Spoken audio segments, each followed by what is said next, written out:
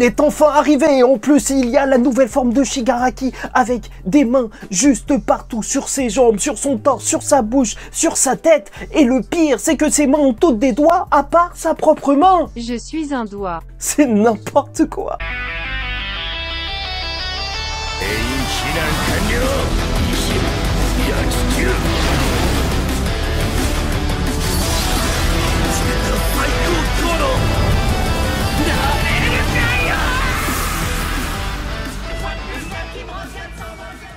Mesdames et messieurs, ici Chad et on se retrouve aujourd'hui pour la review du chapitre 366 de My Hero Academia, Pêche. Un chapitre qui porte ce titre pour la grosse polémique qui a fait énormément de bruit. Est-ce que vous avez apprécié ou non? Je vais vous expliquer les arguments pour et contre et vous donner ma vision du truc. J'ai très hâte d'avoir votre avis en commentaire. Et de toute façon, le chapitre va commencer par une page en couleur où tu vois tous les personnages de My Hero Academia en uniforme rouge. Et ça fait énormément plaisir parce que je vous rappelle qu'on est sur la fin de My Hero Academia. Donc il faut profiter de ce genre de choses que nous offre Horikoshi.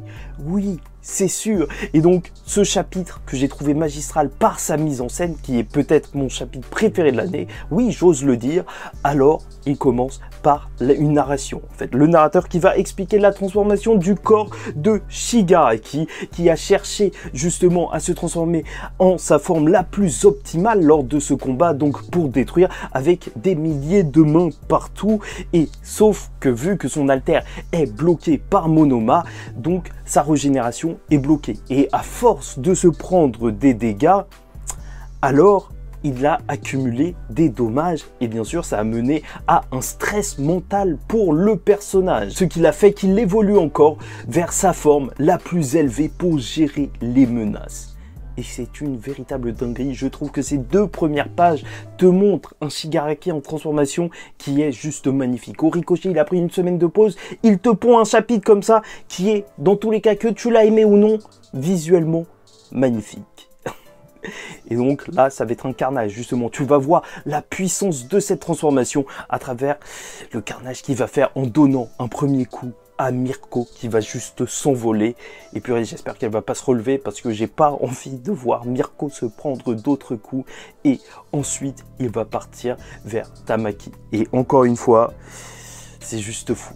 Je trouve que voilà, tu ressens vraiment la pression lors de ce chapitre juste pour ce genre de petites cases où justement Tamaki, il sent que ça va arriver et il regarde juste Mirio. Et tu vois un Mirio et 3 petits points. Et il s'envole, il se prend le coup. Nejire aussi.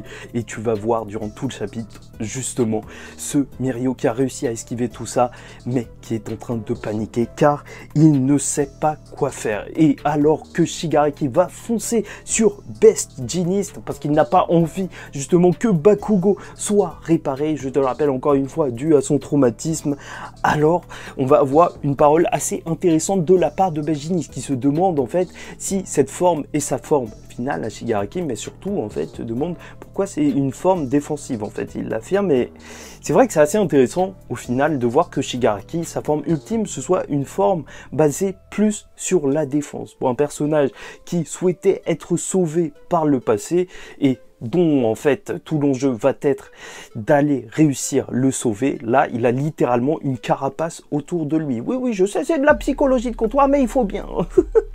Et donc ce chapitre il montre le désespoir de Mirio et c'est là où je l'ai trouvé assez efficace, c'est que durant tout le chapitre voilà, tu sens cette pression et il se rend compte en fait qu'il ne sait pas quoi faire. Et il repense à Night Eye qui était son sensei, un personnage qui aura certes marqué un arc, mais peut-être pas marqué l'œuvre, et c'est pour ça que ça me fait plaisir justement qu'on reparle de lui, parce que voilà, il continue à vivre à travers Mirio et justement il repense au fait qu'il lui disait qu'il serait le meilleur. La panique de Mirio, tu la ressens vraiment, et alors qu'il reçoit un message de Mandalay pour leur dire qu'il faut qu'ils tiennent 2 secondes parce que les portes vont être ouvertes, alors il va juste chercher un moyen justement de tenir durant ces 2 secondes, et ça je trouve ça excellent parce que c'est un temps qui est juste minime, mais dans tout ce qui est en train de se passer, tu vois les personnages qui s'envolent un à un, alors tu sens que c'est beaucoup trop long. C'est même pas juste Mirio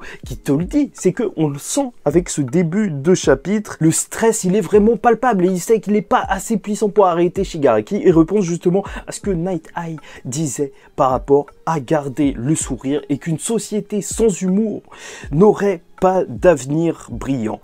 Et là, c'est la dernière chose qu'il va faire avant de, en fait, voilà, en situation désespérée, il va se retourner et montrer son fiac. D'où le titre du chapitre, Pêche. Et là, il faut s'arrêter un petit peu parce que, certes, c'est une technique de diversion, mais c'est surtout une tactique qui aura plus que divisé les fans de My Hero Academia. Je vois des gens qui sont en train de se tirer dans les pattes depuis des heures et je pense que ça va continuer entre chapitres magnifiques, chose qui leur a fait rire ou non, et donc je vais vous expliquer en quoi ça pourrait être une mauvaise idée et ensuite une bonne idée, et je vais vous donner mon avis sur tout ça.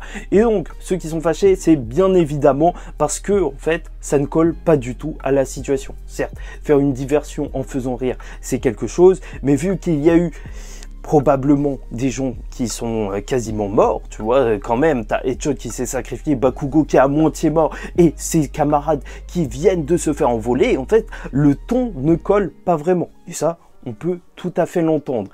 Et ensuite aussi, certaines personnes trouvent que, justement, le personnage de Mirio, déjà, il était censé être le numéro 1, donc on le prend, certes, en fait, même s'il est un petit peu comique, assez au sérieux. Et le voir faire quelque chose d'aussi barré, d'aussi drôle, c'est peut-être en fait décevant pour énormément de personnes. Parce que bien sûr, la comparaison avec un Naruto qui, à la fin de Naruto Shippuden, avait utilisé le sexy jutsu sur Kaguya, en fait, elle marche pas vraiment. Parce que, en fait, dès le début du manga de Naruto, tu voyais le personnage de Naruto utiliser cette capacité. Et le personnage de Naruto, il a toujours gardé un petit peu ce côté loufoque et surprenant, alors que Mirio, c'est pas forcément la première chose à laquelle tu penses. Et c'est là qu'on va dériver justement sur les arguments qui sont pour en fait cette diversion. Et que d'abord, je sais que ça va pas mettre tout le monde d'accord, mais le personnage de Mirio, Horikoshi, en vrai, il l'a introduit de façon marrante. Je pense qu'il voulait vraiment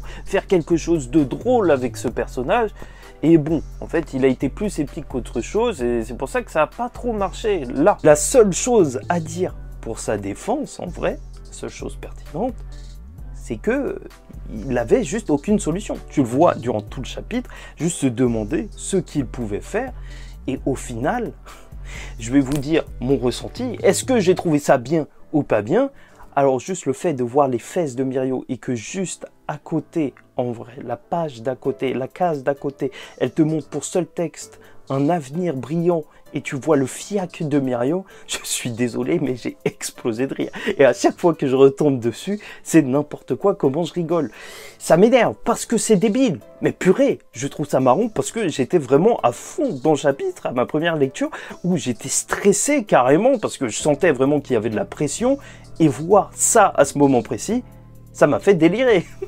Donc voilà, n'hésitez pas à me dire ce que vous en pensez en commentaire. Je comprends tout à fait qu'on ait pu ne pas apprécier alors qu'on est face quand même à Shigaraki. Mais si vous avez kiffé, tant mieux. Si vous n'avez pas kiffé, voilà. Dans tous les cas, on aura la suite directement avec justement ce qui a mis tout le monde d'accord. C'est l'arrivée en scène de Deku.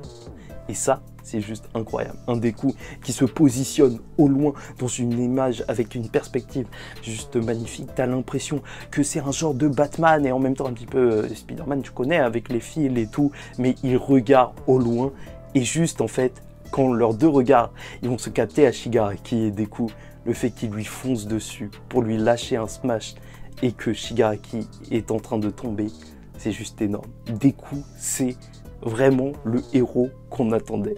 C'est vraiment une dinguerie. Cette mise en scène, en fait, je l'ai trouvé tellement efficace et justement, c'est grâce à la mise en scène entière du chapitre, en fait. Te mettre dans une situation de tension avec un Mirio qui se pose énormément de questions, qui va même faire quelque chose de totalement désespéré en montrant son fiac. Pour ensuite tomber sur Deku. Et à partir du moment où il y a eu Deku, 3 pages où tu n'as quasiment aucun dialogue. Alors que juste avant, tu avais plein de dialogues de Mirio qui étaient ultra stressés. Là, le calme net. Comme si, tu vois, tu assistais à un énorme moment. comme si tu étais dans une légende. Et ça, c'est incroyable. Là, le Deku, ok, Horikoshi m'a rendu fou à force de me faire attendre.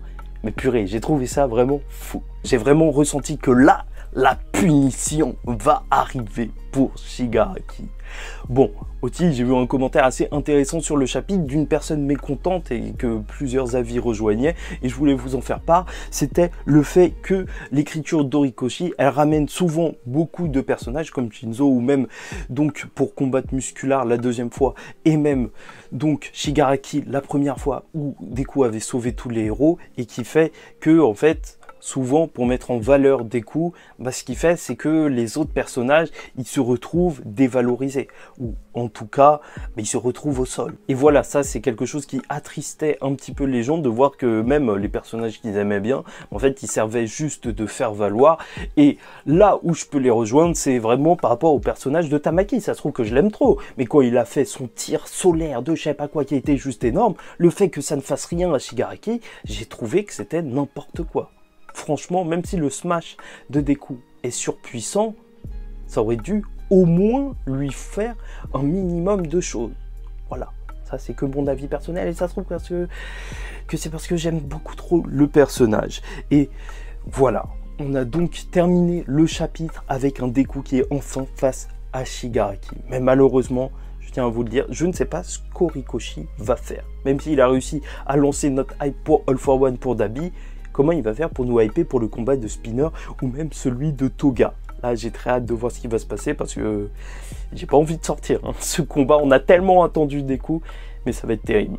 Après, je sais qu'il nous réserve des dingueries, donc on verra bien. Bref, j'espère que vous avez apprécié cette vidéo. En tout cas, pour moi, c'était un plaisir de vous la faire. N'hésitez pas à liker ou disliker la vidéo si ça ne vous a pas plu. Commentez, donnez-moi votre avis en commentaire et abonnez-vous si vous n'êtes pas abonné. En attendant la suite, je vous dis ciao tout le monde, faites très attention à vous et surtout, paix sur vous.